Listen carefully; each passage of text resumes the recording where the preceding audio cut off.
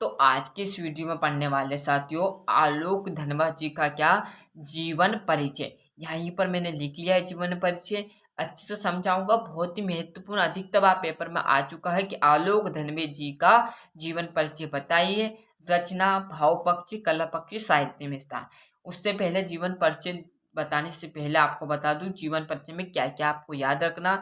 जिसका भी आप जीवन परिचय देखोगे उसमें आपको यहाँ पर उनका जन्म किस तारीख को हुआ, कहाँ पर हुआ और किस जिले में हुआ, किस गांव में हुआ, उनके माता पिता का नाम तथा साथ ही साथ उनकी माता और उन्होंने कहाँ से शिक्षा प्राप्त की, बस यही लिखना है। तो देखते हैं। सुप्रसिद्ध हिंदी जन के कवि आलोक धनवा का जन्म 2 जुलाई कब हुआ? 2 जुलाई 1948 को। कब हुआ आपका आलोक धनवे जी का जन्म? 2 जुलाई 1948 को। कहाँ पर हुआ? बिहार के मुंगेर जनपद के। कहाँ पर हुआ? बिहार में हुआ। और किसके अंतर्गत हुआ? मुंगेर जनपद के अंतर्गत बिलहिमा नामक गांव में हुआ। कहाँ पर हुआ? बिलहिमा गांव में हुआ। किसका? आलोक धनवा जी है। सुप्रसिद्ध हिंदी जन कवि आलोक धनवे जी का जन्म 2 जुलाई 1948 को बिहार के मुंगेर जनपद के अंतर्गत बिलहिमा नामक गांव में हुआ। ये सामाजिक चेतना क्या है? ये सामाजिक चेतना के होतप्रोत कवि है। होतप्रोत से आप समझ जाओगे क्या है? होतप्रोत कवि है। क्लियर साथियों? इतना ही इनका लिखना है। क्या है? जीवन परिचय। एक बार और पूरा यहाँ पर मैं रिपीट करा दूंगा बाद में, पर आपने यहाँ से अच्छे से समझ में आ गया कि इनका जन्म कब हुआ था। 2 जुलाई 1948 को बिहार के मुंगेर जनपद के अंतर्गत बेलहिमा नामक गांव में हुआ था। ये सामाजिक चेतना के होतप्रोत कवि थे। क्लियर? आगे देखेंगे जो इनकी रचना है साथियों। इनकी रचना देख लीजिए।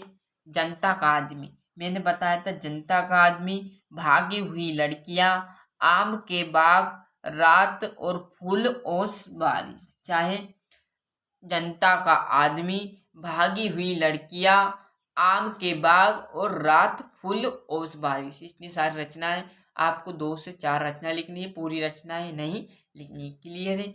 आपका जीवन परिचय बता दिया, साथ ही साथ जो आपके यहाँ पर रचनाएं वो भी मैंने कवर करा दी गई है। अब देखते हैं इनका जो भाव पक्षी। भाव पक्षी पे आपको यहीं पर समझ में आ जाएगा, बस अच्छे से देखते रहिएगा।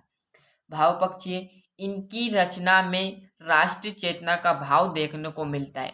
मतलब जो आपके आलोक धनवे जी है, जो इनकी रचना में क्या देखने को मिलेगा आपको? राष्ट्रीय चेतना का भाव देखने को मिलेगा। यही तो है।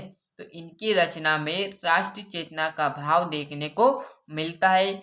आलोक धनवा जी साम्राज्यवाद के प्रबल विरोधी रहे। मतलब जो साम्राज्य पहले चलता था उसके क्या थे? जो आलोक धनवा जी थे विरोध करते थे, उसका खुला विरोध करते थे। क्या करते थे? साम्राज्यवाद का। इनकी कविता में नारी को विमर्श स्पष्ट दिखाई देता। मतलब जो इनके कविता है या इनकी रचना में क्या करते हैं, जो नारी है उनको क्या किया जाता है? विमर्श स्पष्ट करते हैं। मतलब सम्मानजनक बात कहते थे तो सम्मान दिया जाता है। देख लीजिए एक बार पूरा भाव पक्षी रिपीट कर रहा हूँ कि इनकी रचना में राष्ट्रीय चेतना का भाव देखने को मिलता है। आलोक धनवे जी का साम्राज्यवाद के प्रबल विरोधी रहे हैं। इनकी कविता में नारी विमर्श स्पष्ट रूप से दिखाई देती है। देख लीजिए। साथ ही साथ इनका जो आपका कला पक्ष वो भी इसी में देख लीजिए। और साहित्य में स्थान, आलोक धनवे जी ने अपनी रचनाओं में शुद्ध साहित्यिक खड़ी बोली का प्रयोग किया गया। मैंने आपको बताया जो कला पक्षी में बस भाषा, शैली, अलंकार, छंद, ऐसी 4-5 चीजों का आपको ध्यान रखना, वही आपको कला पक्षी में लिखनी है। तो आलोक धनवे जी ने अपनी रचनाओं में किसका? शुद्ध साहित्य खड़ी बोली का प्रयोग किया है। आलोक धनवे जी ने विचार जितने सतत है, भाषा उतनी सरल है। मतलब जितने इनके विचार कठिन है उतनी ही इनकी भाषा क्या है? सरल है। तो आलोक धनवे जी ने अपनी रचनाओं में शुद्ध साहित्यिक खड़ी बोली का प्रयोग किया है। आलोक धनवे जी के विचार जितने सतत है, भाषा उतनी ही सरल है। इन्होंने अपनी कविता में अलंकारों का प्रयोग किया है। किसका किया? अलंकारों का प्रयोग किया है, जिसके कारण इनकी भाषा सरल और सहज हो चुकी है। क्या मतलब सरल भी हो चुकी है और सरल भी हो चुकी है। एक बार और भाव पक्षी देख लीजिए, जिससे आपको समझ में आ जाएगा। भले वीडियो बड़ा बने, कोई दिक्कत की बात नहीं है, बस आपको हम बता रहे हैं तो समझ में आना चाहिए। क्लियर है? आलोक धनवे जी ने अपनी रचनाओं में शुद्ध साहित्यिक खड़ी बोली का प्रयोग किया गया है। आलोक धनवे जी विचार जितने सतत थे, मतलब आलोक जी के विचार जितने सतत थे, भाषा उतनी ही सरल है। इन्होंने अपनी कविता में अलंकारों का प्रयोग किया गया, जिससे इनकी भाषा क्या हो गई, सरल तथा सहज हो गई। साहित्य में स्थान देखोगे तो इनका साहित्य में क्या है, विशिष्ट स्थान है। इनके योगदान के लिए हिंदी साहित्य ने सदा क्या करेगा, स्मरण करता रहेगा या याद करता रहेगा। यही तो लिखा है, इनका साहित्य में विशिष्ट स्थान है। इनके योगदान के लिए, मतलब जो इन्होंने योगदान दिया है, क्या इन्होंने भाव पक्षी लिखा, जो रचनाएं लिखी, तो इनके लिए हिंदी साहित्य ने सदा याद करता रहेगा या स्मरण करता रहेगा। क्लियर है दोस्तों? तो यहाँ से जो आलोक धनवे जी हैं, इनका जीवन परिचय का अच्छा स्क्रीनशॉट ले लीजिए।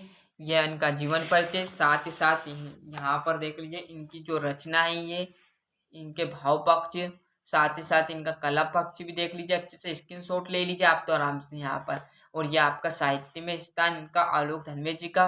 वीडियो थोड़ी सी भी अच्छी लगी हो तो वीडियो को लाइक कीजिए, शेयर करना बिल्कुल ना भूलिए, और चैनल पर नए हो तो सब्सक्राइब के साथ साथ नोटिफिकेशन ऑन करते चलिएगा। मिलते हैं इसके अगली वीडियो में साथियों, जब तक के लिए आपको अच्छे से मेहनत करनी है। और यदि आपको किसी भी सब्जेक्ट में दिक्कत हो तो बेझिझक होकर कमेंट कीजिए, आपको आंसर यहीं पर दिया जाएगा।